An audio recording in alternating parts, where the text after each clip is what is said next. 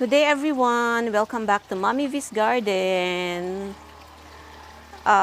Thank you once again for dropping by to my channel, and for today's video, I'll be sharing with you this beautiful watermelon peperomia. So I featured this watermelon peperonia in my earlier videos. This time around, let's have a closer look at them. So, ito po yung mga watermelon peperomia na tinatawag. They're called watermelon peperomia because of their leaf patterns looking like watermelon. Diba? So, ayan. So, I'll give you a closer look of their foliage. So, yan. Para talaga silang watermelon. There. Okay. So, I have 4 pots of them. The one in front, ito yung first batch of my watermelon peperomia.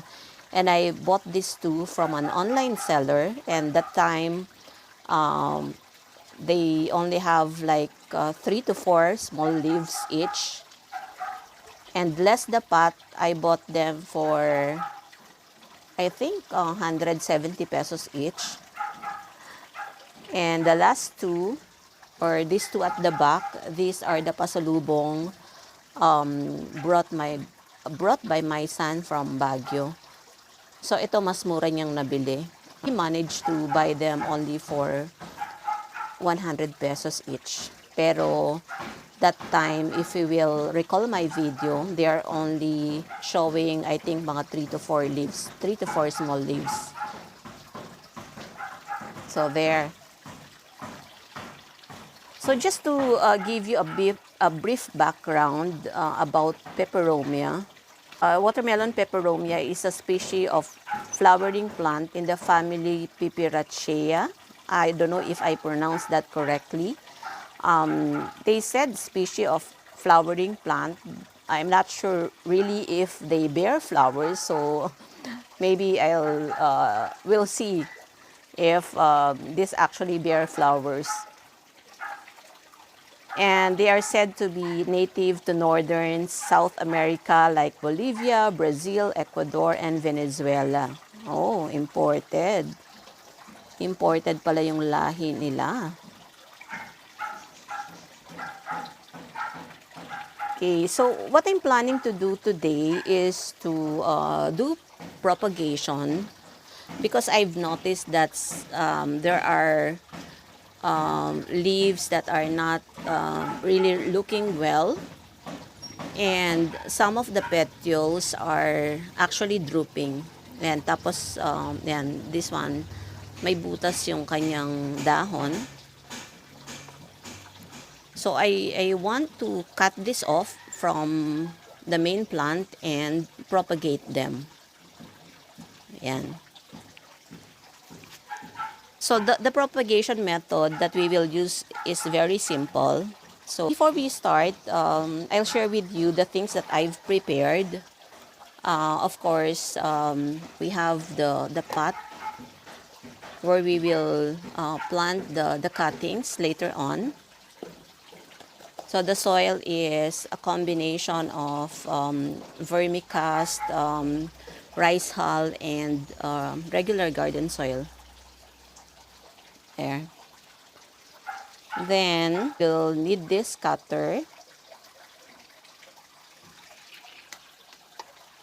Then I also prepared cinnamon powder. So this cinnamon powder is what we usually use in our kitchen, because I read in an article that cinnamon powder actually has antifungal property, and most plantitas or plantitos would use cinnamon powder on their cuttings before the cuttings are actually planted. Ayan. So, let's start our propagation.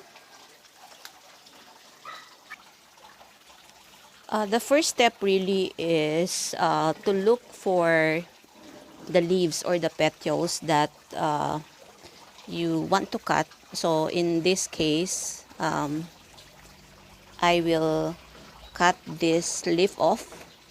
So yung pagcut natin is maybe or around 1 inch from the base. So ito 1 inch to 1.5 inches.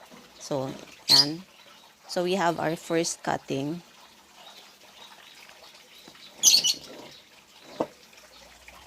Then second,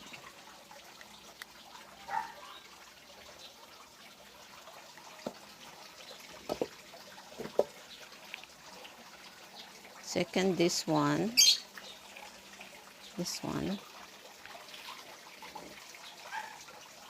and another one. Yeah.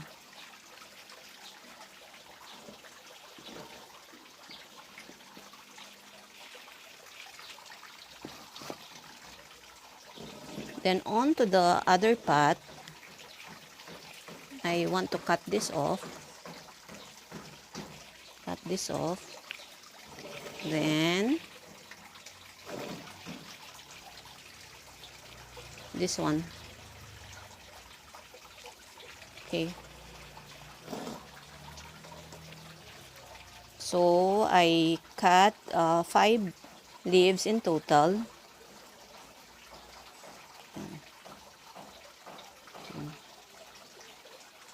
So once we have this, all we have to do is to cut the leaves at the center. Okay, so we have 2 pieces now per leaf. We'll have to do the same to the rest of the leaves. Okay.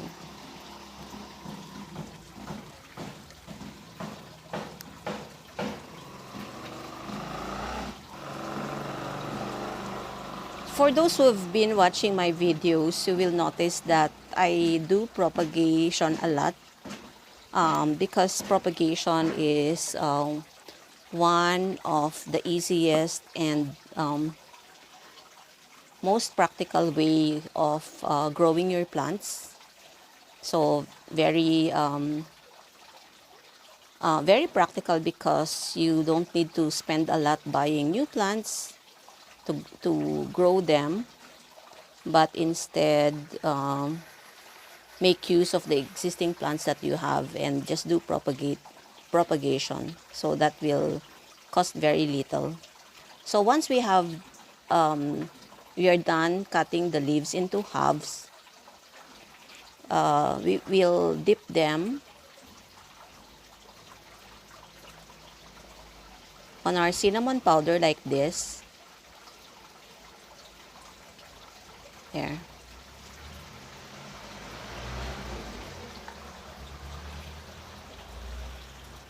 Then after that, we can actually start planting them.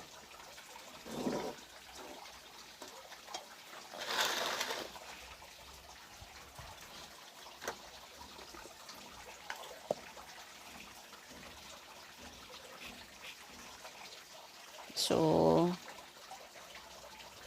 we can complete the application of the cinnamon powder first.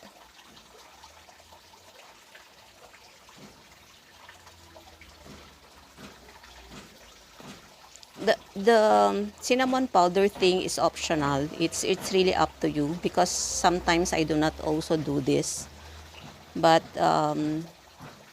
this time I just want to try this out, because I've seen this very effective for those who have tried it.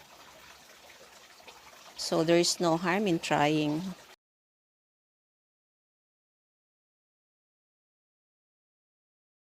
Once you're done applying cinnamon powder on your cuttings, then we can now start planting them. So this one,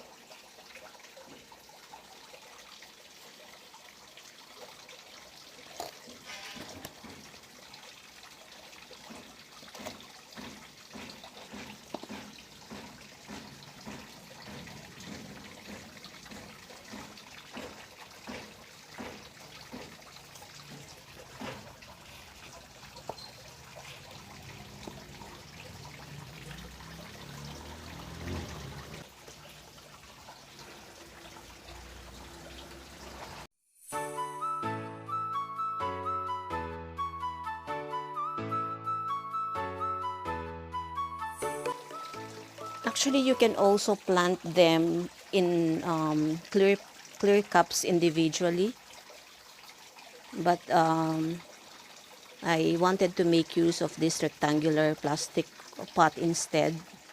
Then I'll just repot them when um, the propagation is successful, or when we see roots and new leaves coming out from them.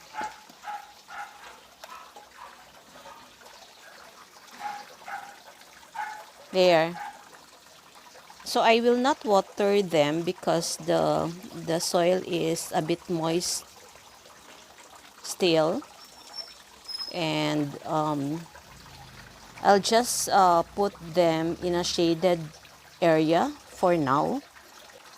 After 2 weeks, let's see the progress. Hopefully, we'll see roots and new leaves coming out. Aside from having beautiful leaves, reason why plantitas like me want to have them is because of their air purifying capacity. It is believed that, or based on NASA research, peperomia also purifies air. They reduces the level of formaldehyde indoors by 47%. So if you decide to place them indoor, then they help purify the air. I hope that you find this video helpful. If you did, please like, share, and leave your comment. And for those who haven't subscribed yet to my channel, I hope that you consider subscribing. Once again, thank you very much for watching. God bless and stay safe, everyone.